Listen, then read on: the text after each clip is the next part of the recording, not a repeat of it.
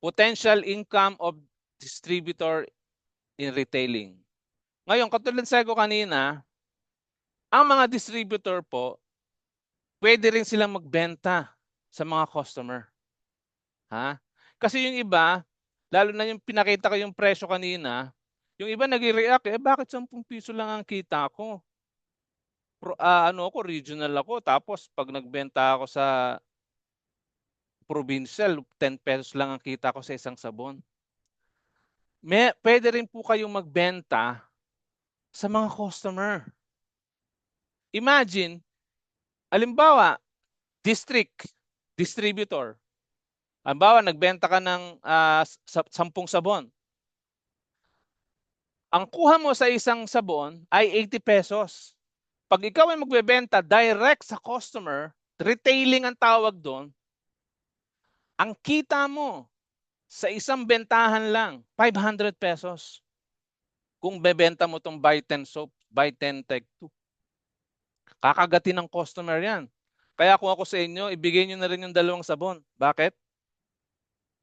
May 500 na kayo, not bad na yan, mga kaibigan. O di ba? Sa isang araw lang yan. Paano kung karirin mo ito? Ang dami mong kakilala.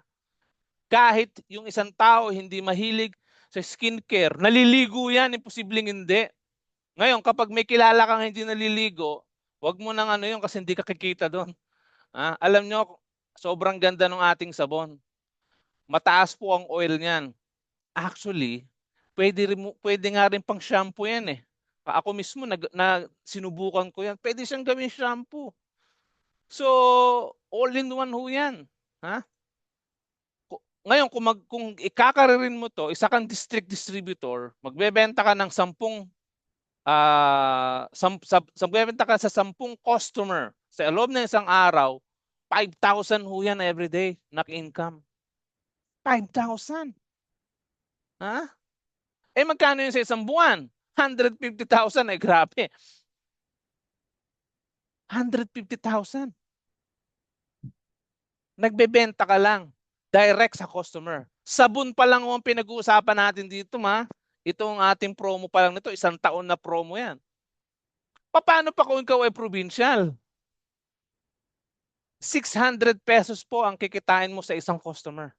600 pesos kung bibili siya ng 10 sabon. Ha? Magagamit niya yan 3 to 4 months. O kung marami sila sa bahay, mga 2 linggo lang yan o 3. 2 buwan.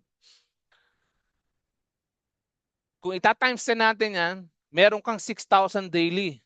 Sa isang buwan, 180,000 ho yan. Retailing pa lang ho yan, mga kaibigan. Paano ba kung ikaw ay regional? Grabe ito. Kasi 700 pesos ang kikitain mo sa isang customer.